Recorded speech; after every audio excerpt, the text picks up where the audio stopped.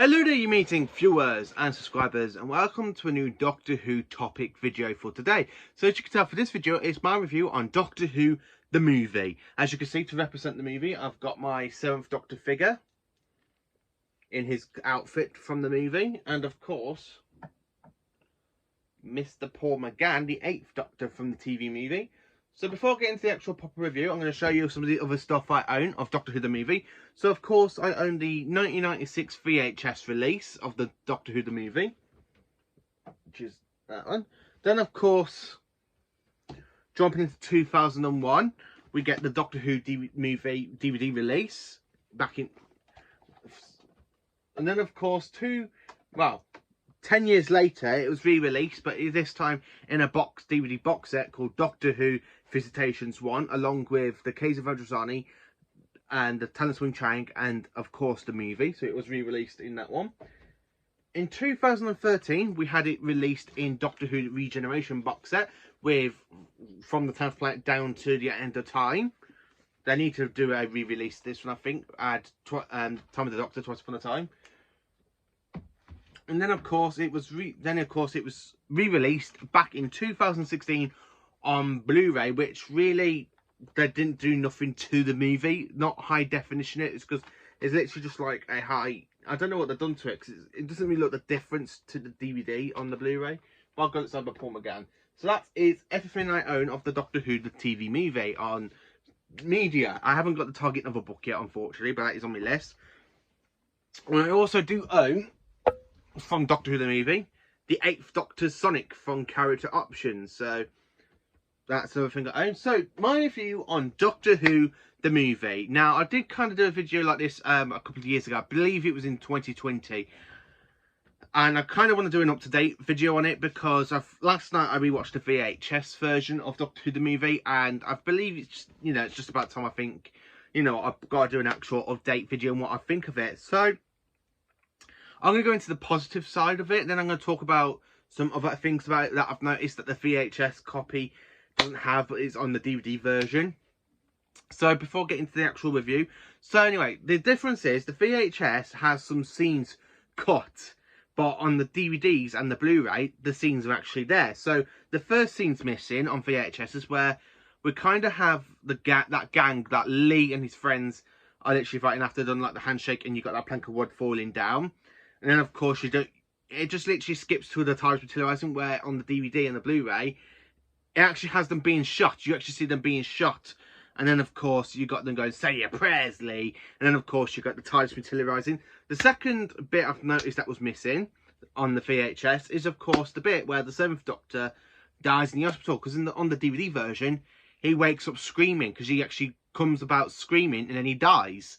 So that bit was cut on the VHS as well, which I don't really know what. And I do think there's a few more bits and scenes and stuff that was cut on the VHS version, but not on the DVD and Blu-ray, which is why I like the DVD and the Blu-ray versions a lot more than the VHS, because they haven't got stuff cut into them. So the actual review I'm going to say about, so I'm going to talk a bit about the plot. So Planet Earth, 1999, he's back, and it's about time. So what's going to happen in the movie, you're probably wondering. So the Doctor is inside the time vortex with the remains of the Master, since he was put on trial and exterminated by the Daleks as a peace treaty between the Time Lords and the Daleks, which leads into the Time War that Russell T Davies said. So anyway, the Master's essence kind of escapes and makes the TARDIS do emergency landing on Earth in San Francisco in 1999. So anyway, according to the bit where I said about Lee and he's being shot and stuff, and the TARDIS materializes, the 7th Doctor gets shot down, taken to a human hospital. He comes about, tries to sound like, look, I'm not like you, I'm not human. And of course, they put him under anaesthetic, which basically kills the 7th Doctor and nearly destroys the regeneration process. But luckily, it didn't, because the regeneration process did happen. We've got the 8th Doctor basically having a kind of memory loss, saying, who am I? And you've got a massive bit where he's in the gun going, who am I? And then, of course, you've got the Master, the essence of the Master, this kind of like snake sort of invisible creature, jumps into Bruce's body and it basically takes over Bruce's body. And then, of course, he goes, I need the Doctor's body. And he goes, well, my name's not Honey. Well, what do you want me to call you? Because Bruce has got a wife. So when she goes to hug, he goes, Master will do. And then, of course, when she turns around, when she literally goes to him and I love the way the Master's so around, you've got the Master's eyes and like this really dark green eyes in Bruce. And then you got that screaming and he strangles and you hear her body just collapse to the left. And he goes back to him and goes, "Soon, Doctor, I will have all your lives." I really love the way that actual scene was done really well. I like the way you kind of hear that Bruce's wife basically just falls to the ground dead after the Master basically strangles her. Which is the big Bruiser for Doctor Who when you think about it. But the Master's gone around, he's gone around and he's just strangled this woman. Yeah. I also love the fact that when the 8th Doctor comes out from the regeneration and you kind of got him picking up outfits and you kind of see a mask that looks like a bit like Roger Delgado. There's a Tom Baker scarf that's in this locker and then he literally picks out his outfit.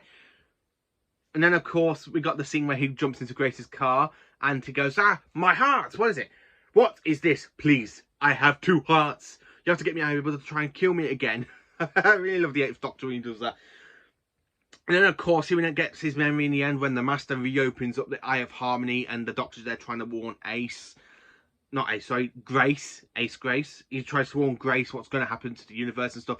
To do that, he's got to go and get the temple, like the clock thing from the kind of New Year's Eve party, because this is around about, this story is set at the end of the millennium in 1999 on the 31st of December, coming to the year 2000.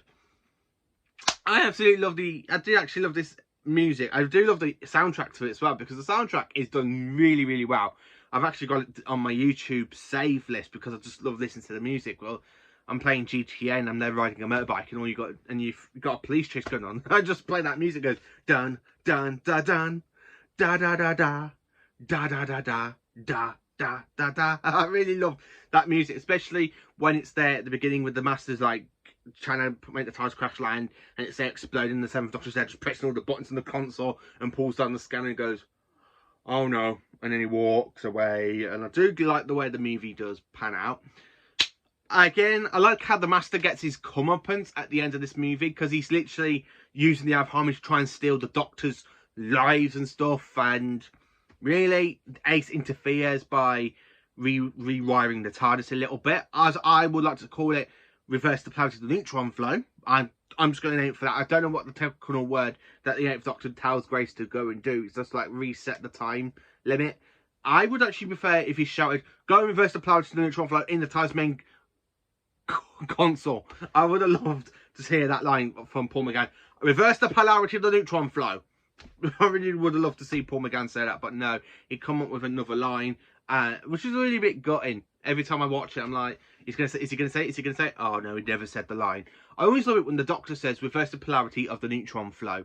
I really love it. It's just like one of those really lines, and I struggled with it for quite a while. Only until recently I've managed to get the full words in my tongue saying, "I reverse the polarity of the neutron flow." And I really love that. I really do love that, saying that. It's very technobodical, and I do love that line. Of course, at the end of it, the Master does get pulled into the Eye of Harmony. The Eye of Harmony closes, and that's it for the Master. And so the Time Lords resurrect him, in which we kind of hear how they do it in Big Finish in the series Dark Eyes, which is a fantastic series as well. I do like Dark Eyes. So that's mainly the plot of the movie. So for my review, I have to say, I actually really enjoyed rewatching this. I like the music. When you rewatch something over and over and over again, you just get a little bit bored of it. Because I haven't really watched this in 6-7 months. I mean, the last time I watched this was around about December. Because this is a good Doctor Who to watch on a New Year's Eve kind of night. Because, you know, it's got New Year's Eve in it. 99 at the end of Reveille, so whenever you watch it, you can always watch this on. You can actually watch it at any point, but I always like go and rewatch this normally on New Year's Eve. So I thought, you know what, it's been a while since I rewatched Doctor Who the movie. Go back and rewatch it last night, which I did. I rewatched it on VHS, which is something I've not done since last year, because I haven't rewatched it on last year. I mean, I normally watch it on DVD or Blu-ray, but I thought, you know what, have a change, watch it on VHS, see what I personally think about it. And you do notice stuff that's been cut out from the VHS and that's been put into the DVD and the Blu-ray and stuff, which is like, yeah, okay, yeah, you do notice that. But there again, though, I do love the music. I really love the soundtrack to it. If I can find this on CD, I'm going to get it, because at the moment on CD, I've literally got this one, which is the 50th anniversary collection of the soundtrack, and it has the movie soundtrack in it, but not all of them pieces of music. And of course, the Day of the Doctor and the Day of the Doctor and Time of the Doctor soundtrack as well. So I do own them on soundtrack. I do kind of want to get the other soundtracks, like, and I've got Series 1 actually, Series 1 and 2. I got that on vinyl, so I do have them. But I kind of do want to really track down the whole like album for this, for the movie, because I just really love the music. It's fantastic. I love listening to it on Spotify, but I really want to get it on CD, or if I can, try and get it on vinyl. Imagine it on vinyl, you know, putting Doctor Who the music, putting Doctor Who the movie soundtrack through vinyl. You know, you're going to be in hell of an element. I really enjoyed rewatching Doctor Who the movie. It really does change every time I rewatch it, because some points I'm like, yeah, it's not that great.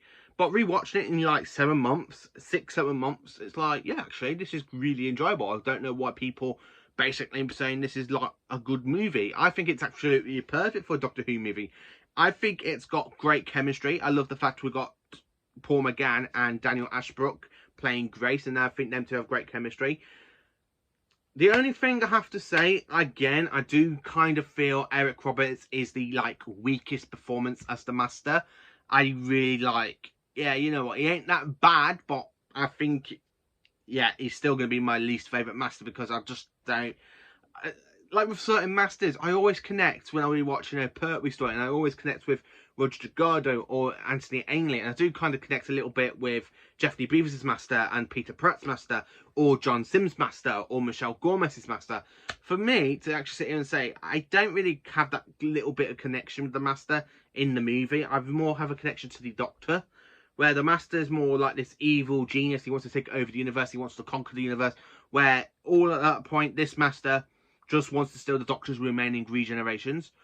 I don't get why it has to be the Doctor. It could have just been another Time Lord, really. Again, yeah, okay, yeah, you finally get to kill the Doctor by stealing his regenerations, but you know what I'm trying to say? It's just like really makes. I really would have preferred it if it's like another Time Lord, but the Doctor's got to be there to try and stop what's going on instead of it just being the Doctor. But for what the movie is, I have to say it's a 10 out of 10 because I quite enjoyed it. It's got upbeat music. It's got an amazing soundtrack to it.